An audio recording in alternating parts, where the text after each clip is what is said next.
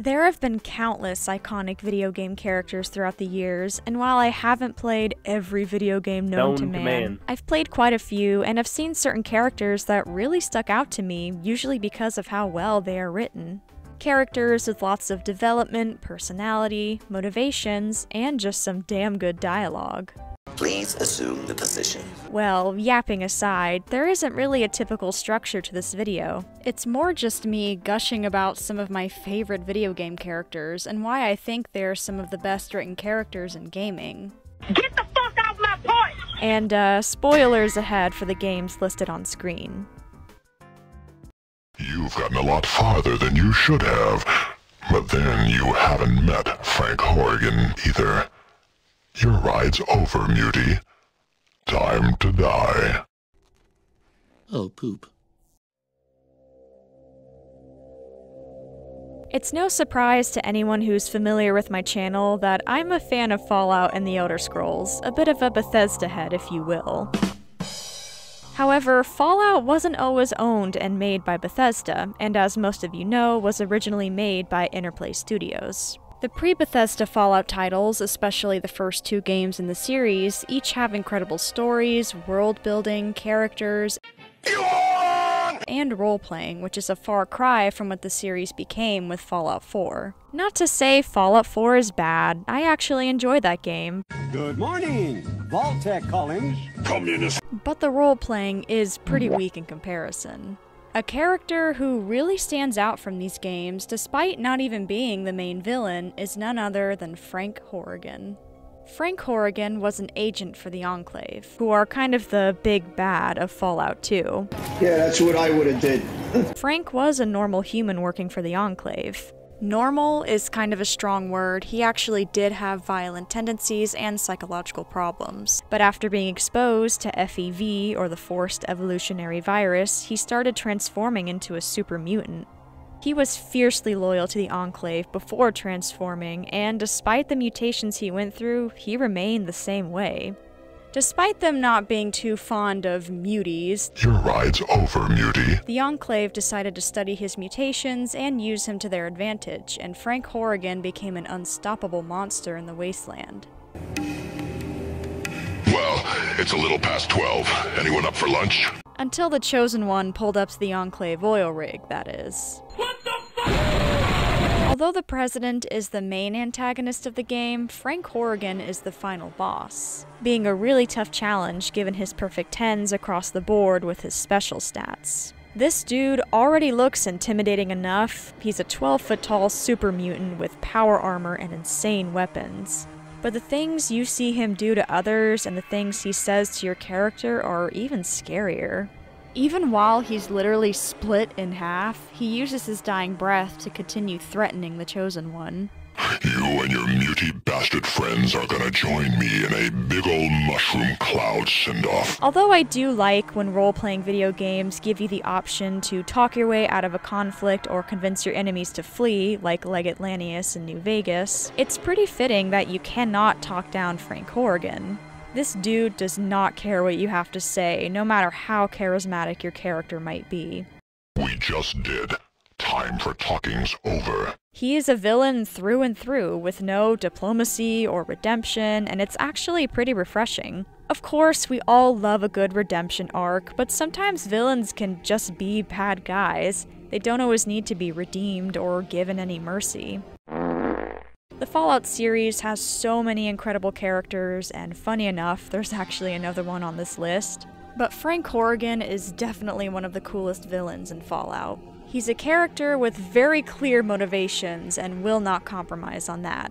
He remained loyal to the Enclave literally until the very end, with his final words even being, Duty. Honor.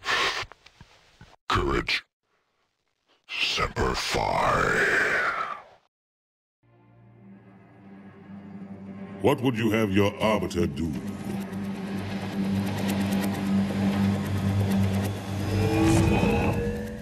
The Arbiter, or Thel Vadam, first appeared in Halo 2, where we got our first glimpse into the Covenant, in the games at least. The High Council branded him as a heretic due to his failure to protect the first Halo ring. I'm about to blow. And even though we didn't really know this character yet, and I remember all of the elites I mowed down in Combat Evolved, I still felt bad for the guy. Good grief, he's naked! Master Chief just got that dog in him, he could not be stopped. As his name implies, the Prophet's Truth and Mercy asked him to become an Arbiter, a role in the Covenant that is basically a death sentence. A warrior who would go on dangerous missions for the Prophets and would be expected to die as a martyr. After becoming the Arbiter and being sent off on his mission, he had very little regard for his own life, desperate to restore his honor in any way, even if it meant dying. But these are my elites. Their lives matter to me, yours does not. That makes two of us. The Arbiter eventually learns that the Prophets were wrong about the Halo rings and the Great Journey, and everyone was at risk of being destroyed, having a sort of character arc where he realizes that the Covenant had been blindly following these ridiculous religious zealots.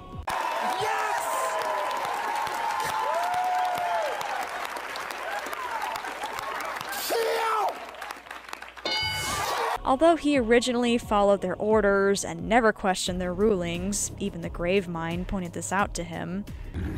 This one is but flesh and faith, and is the more deluded. He went against the Covenant to do the right thing toward the end of the campaign, even teaming up with Sergeant Johnson. Those first scenes of the Arbiter being called a heretic and then being tortured is such a good parallel to Master Chief experiencing the complete opposite, being rewarded by the UNSC and called a hero for destroying the ring. Another thing I love about the Arbiter and Halo 2 as a whole is how we get to see the Covenant, and we even get to play as one of their own. Not only do we get a glimpse into how the Covenant operates, but it also shows the players that while the Covenant has done awful things, never forget Reach, they also aren't all just evil, mindless aliens. They're doing what they think is right, and to them, humans are the evil ones. Is this because of Reach? Not to mention the iconic lines that come from this game alone. Tell that to the Covenant. Oh, I know what the ladies like.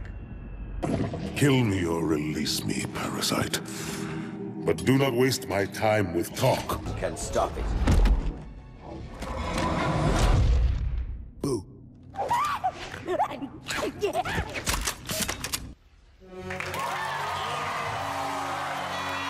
When I first played this game, I originally thought it would maybe lead to a fight between the Arbiter and Master Chief, but instead it led to their stories and fates being intertwined with one another.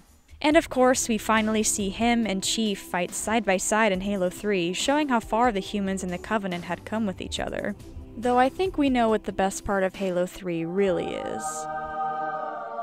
Of course, I love my boy John, but Arbiter was a character that I really wanted to talk about here, since I think he has some excellent character development throughout Halo 2, how he went from blind acceptance to rightfully questioning authority. We trade one villain for another. I pray for the safety of all good people who come to Zion, even Gentiles. But we can't expect God to do all the work.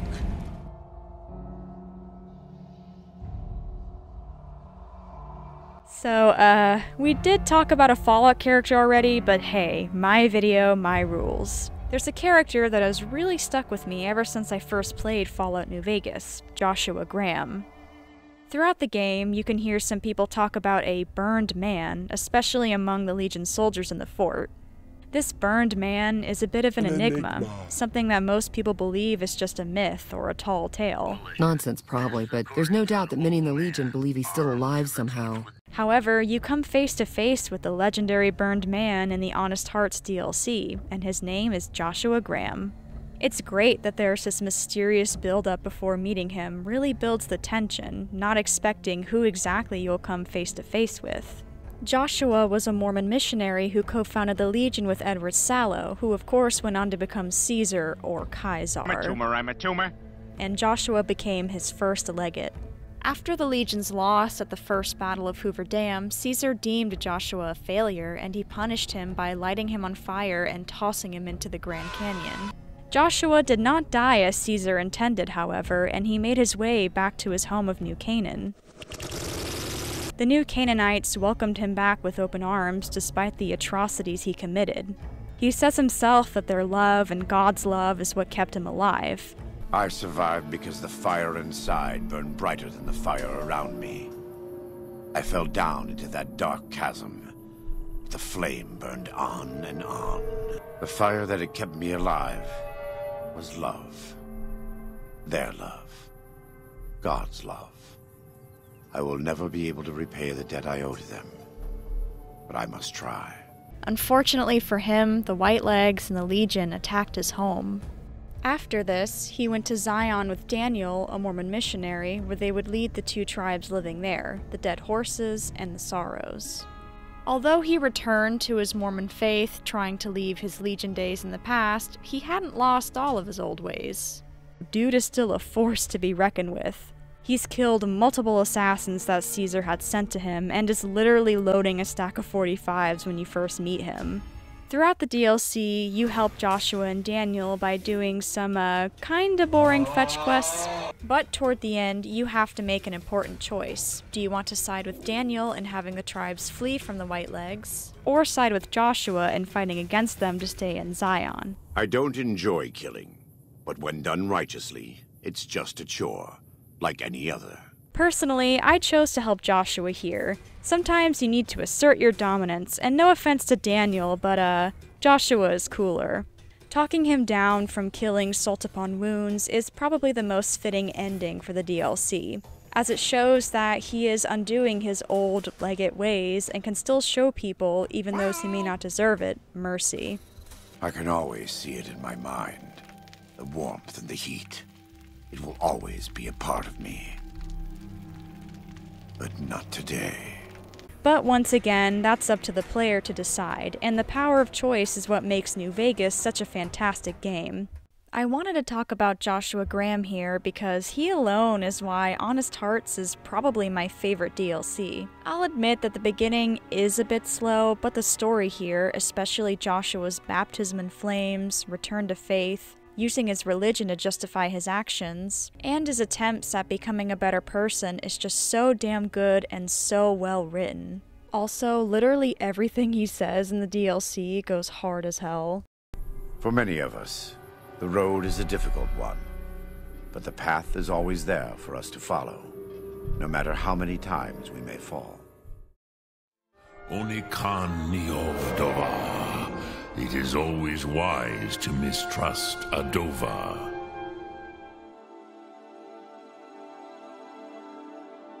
It wouldn't be a milk drinker video without me mentioning the Elder Scrolls, and this is another series that has some pretty iconic and memorable characters. Uriel and Martin Septim, Dagoth Ur, Mirak, the Adoring Fan, wait what? These are each worthy characters to dive into, even you I guess. But Paarthurnax is who I want to talk about here, a character with a pretty evil past, but a lot of fans still love him despite that. When playing the main storyline of Skyrim, you pay a visit to the Greybeards to prove to them that you are the Dovahkiin, or Dragonborn. Later in the main story, after finding Alduin's Wall, you return to the Greybeards to learn the Clear Skies shout so the Dragonborn can make their way to the throat of the world to meet the leader of the Greybeards, who is not an old dude with a beard like the rest of them, but is actually an ancient dragon.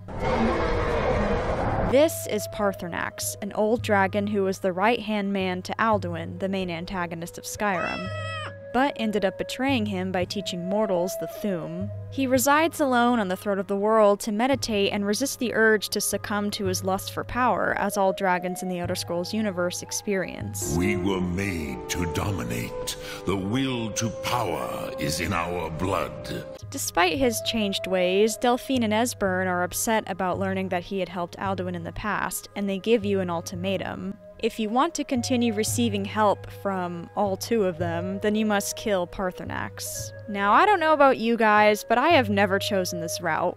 He may have betrayed Alduin in the end, but that makes him worse, not better.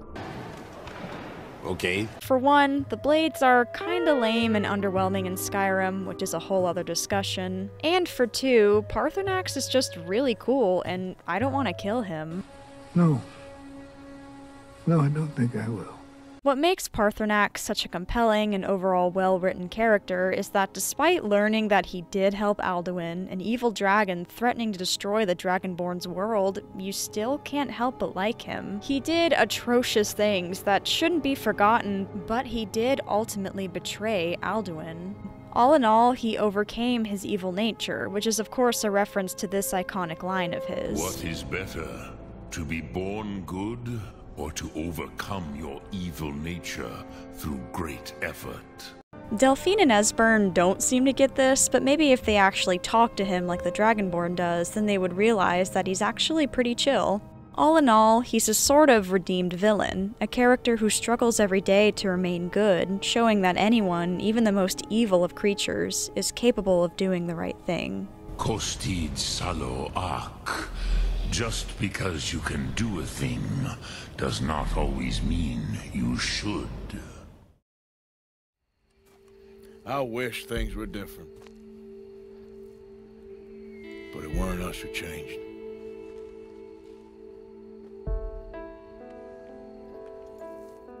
Yeah, he's pretty cool, I guess. Okay, but seriously, he might be my favorite video game character of all time. I know I'm the millionth person to point this out, but this game has a fantastic story and cast of characters. Lumbago! Of course, our leading man, Arthur Morgan, is arguably the best part of the entire game, though. He is a flawed, yet vastly complex character with some incredible development throughout the story. Before we get into that, however, a great detail I want to first discuss is his journal. Arthur has a journal with a few entries from before the prologue and is kept updated by him recounting events from different missions, whether it's a side mission or a main story one. Of course, we, as the player, know it just happened. We were the one playing it, but hearing it written down in Arthur's words from his perspective is really interesting. He shares his personal thoughts on what just happened and the choices the player may have made. The journal is also where he flexes his good art skills by doodling plants, animals, locations, and people that he encounters. Also, he has really good handwriting. Nice. I think the journal's inclusion really elevates the game's storytelling and makes you love Arthur even more. It shows us his softer, artistic, and more thoughtful side, as opposed to what he projects to other characters. So getting back to the game, Arthur has quite the evolution throughout the main story. So his story can differ depending on how you play, but the high honor version of him and the story is the one that I think is best. It makes his journey to redemption much more rewarding and bittersweet. Toward the beginning of the game, Arthur was much more stubborn, had unwavering loyalty to Dutch, and was a little more cruel and uncaring. Especially with the debt collecting he did for Strauss, not showing any sympathy toward the people who owed them money. Which would, ironically, lead to his demise. However, later in the story, he began having a change of heart toward everything in his life, especially around Chapter 4 with the disastrous Saint Denis robbery. What a goddamn mess we're making of things. After being diagnosed with tuberculosis, Arthur's doubts about Dutch's plans ramped up. He realized that he wanted to help others live the life he couldn't have. Take a gamble that love exists, and do a loving act. He helped John, Abigail, and Jack leave the gang and find peace elsewhere. He helped Mrs. Downs and her son, not for their forgiveness for how he treated her ill husband, but to help out as many people as he could before dying. Arthur wanted to do some good with the time he had left, not because it would absolve all of his past choices or suddenly make him a good person, but because it would give him peace. And all you can do now is decide the man you want to be for the time you have left. Help someone who can still be helped. Or help yourself. There are many sad character deaths in video games, but I don't think any that I've seen come close to Arthur's death. I had grown attached to Arthur. This character I had been playing with for countless hours was suddenly gone. It was devastating seeing him look off into the sunset while taking his final breaths, but I knew that he accomplished what he wanted before passing. Arthur didn't know for sure if John had made it back, but he could at least rest knowing he did all he could for him and his family. A man who went from being angry at the world to finding peace and helping others before leaving it forever. Nah, just kidding. Uncle is actually the most complex character. Get out!